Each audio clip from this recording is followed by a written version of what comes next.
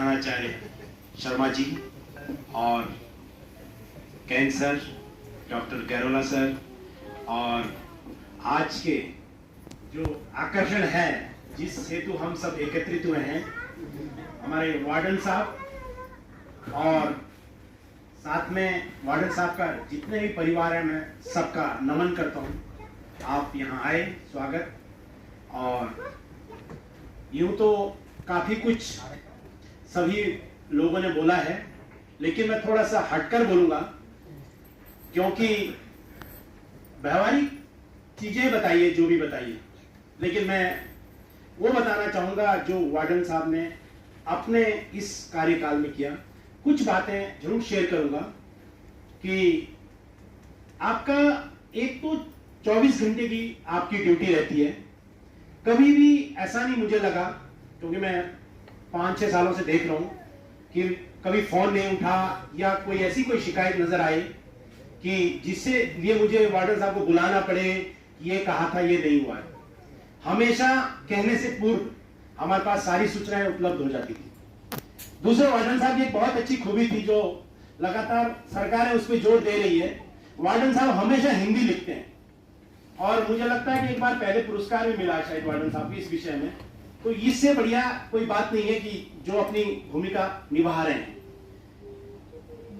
एक और महत्वपूर्ण बात है, हमेशा मैं इस संस्थान में लगभग 25 साल से मैं भी हूं, और मैं सभी को कहना चाहता हूं जो वार्डन साहब से हमें सीखने को मौका मिला है कि वार्डन साहब नौकरी के साथ एक जो इंसेंटिव जो इनको मिल रहा है, जो सेवा इनको मौका मिला है, वो इन्होंने हमेशा तत्परता से किया है। हम लोग बचते हैं, कई बार भागते हैं अपनी जिम्मेदारियों से, लेकिन आपने हमेशा अपनी जिम्मेदारियों को कबूल किया, और कभी भी ऐसा नहीं लगा कि ये एक अपनी नौकरी कर रहे हैं। एक परिवार के रूप में इन्होंने हमेशा अपनी नौकरी की।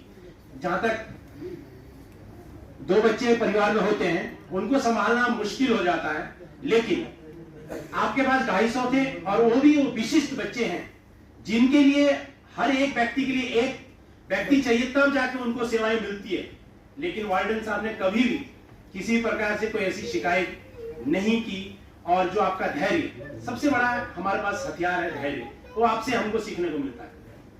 हमेशा कभी भी किसी भी मोड़ में, चाहे बच्चे हो चाहे हम हो, लेकिन उन्होंने कभी भी उस धैर्य को नहीं खोया। तो समय का बहुत कुछ था। मैं आपकी अग्रिम आगे वाला समय है, उसके लिए बहुत बहुत बधाई और शुभकामनाएं देना चाहता हूं।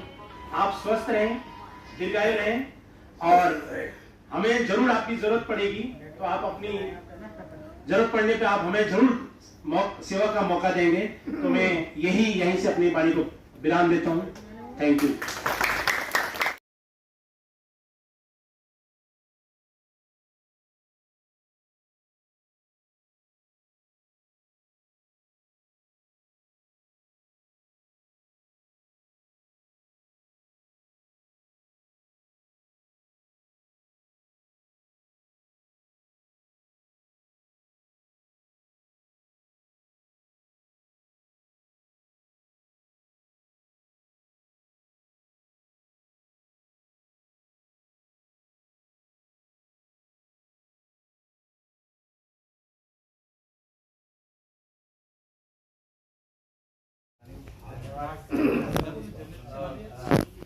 मुख्य अतिथि डॉक्टर अजीत गैरोला जी, डॉक्टर जी, हरीश कुमार जी, रतन गोंदियाल जी, सभागार में उपस्थित सभी सम्मानित महानुभावजन, परिवारजन।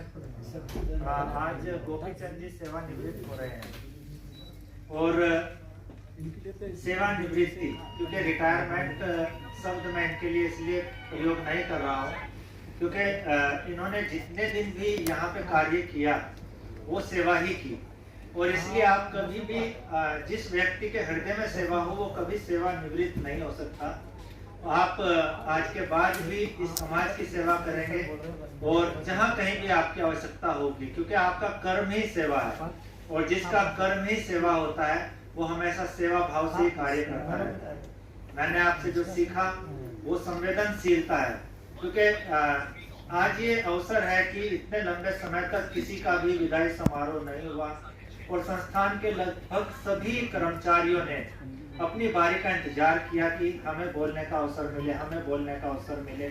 और सभी हमारे सज्जन साथियों ने यहाँ पर अपने अपने विचार रखे, चाहे वो धुराटकर जी हो, धर्मेंद्र सर जी हो, रोहित जी हो, या वैकुंठ जी हो, जितने भी यादव जी हो, जितने भी मेरे सामने मुझे लोग दिखाई दे रहे हैं, नरेश जी हो, सब ने अपने अपने विचार रखे। और एक सबके विचारों में जो सबसे कॉमन संदेश था वो ये था कि आपकी सहनशीलता, आपकी सेंसिटिविटी, संवेदनशीलता, जो कि इस क्षेत्र में कार्य करने वाले सभी जितने भी हम सब कर्मचारी गण हैं उनके लिए जरूरी है। तो वो सब गुण आपके अंदर थे और आज आप एक भरे पूरे परिवार में, आपके दोनों बच्चे बहुत कामयाब हैं। और मैं आज इस अवसर पर नमन भी करता हूं इनकी धर्मपत्नी को, क्योंकि लगभग 18 वर्षों से वो आपके साथ छुट्टी एंजॉय करना चाह रही हैं, लेकिन अब तक ये अवसर नहीं मिला। तो कितना लंबा त्याग उन्होंने किया है और जो संस्कार उन्होंने बच्चों को दिए हैं वही संस्कार हमारे छात्रावास में भी बच्चों में देखने को मिलते हैं। और यही एक कारण है कि आपकी कमी को हम कभी पूरा नहीं कर पाएंगे। ना आपके जैसा आपसे पहले कोई हुआ है, ना आपके जैसा आपके बाद कोई होगा। तो मेरे लिए व्यक्तिगत रूप से एक बहुत बड़ी एक रिक्त स्थान रह जाएगा, जो कि पता नहीं कब भरेगा, आपके जैसा कब कोई आएगा। लेकिन फिर भी हम प्रयास करेंगे कि हम सब आपके जैसा बन पाए और आपका आशीर्वाद इसी प्रकार हमें मिलता रहे। आप के जो संस्कार हैं वो हमारे विद्यार्थियों को इसी प्रकार वो एक जीवंत रहेंगे, क्योंकि एक विचारधारा कभी भी समाप्त नहीं होती, विचारधारा हमेशा जीवित रहती है। और वो विचारधारा आपके बच्चों के माध्यम से, इस संस्थान के माध्यम से पीढ़ी दर पीढ़ी एक से दूसरे में प्रेषित होती रहेगी। आपका सर्विस टाइम बहुत शानदार रहा है, जो सेवा आपने बच्चों को दी है वो संतुष्टि आज आपके चेहरे पर दिखाई दे रही है, वो संतुष्टि परिवार में दिखाई दे रही है। आप पूरी तरह स्वस्थ रहें, इसी तरह हंसते रहें और बच्चों को इसी तरह जो आपने संस्कार दिए हैं वो भी आपके जैसे कामयाब हों। और संस्थान के सभी जितने भी नए कर्मचारी हैं या हम सब लोग जितने भी हैं, हम प्रयास करेंगे कि जो संस्कार आपने यहाँ पे रोके हैं उन संस्कारों को हम आगे बढ़ाएं। और इस अवसर पर निदेशक महोदय ने भी आपकी सेवानिवृत्ति पर अपनी शुभकामनाएं प्रेषित की हैं, तो उनकी तरफ से भी मैं आपको शुभकामनाएं देना चाहता हूँ। बहुत बहुत धन्यवाद।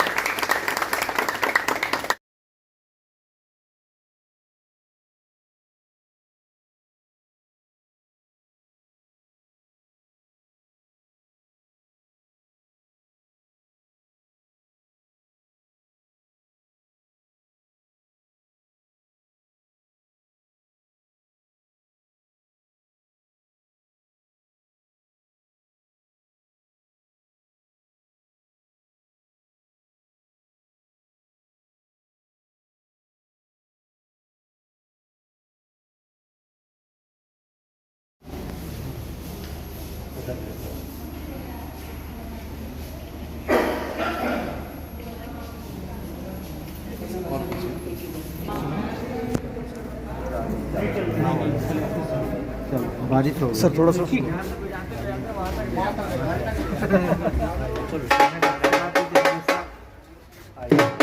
चलो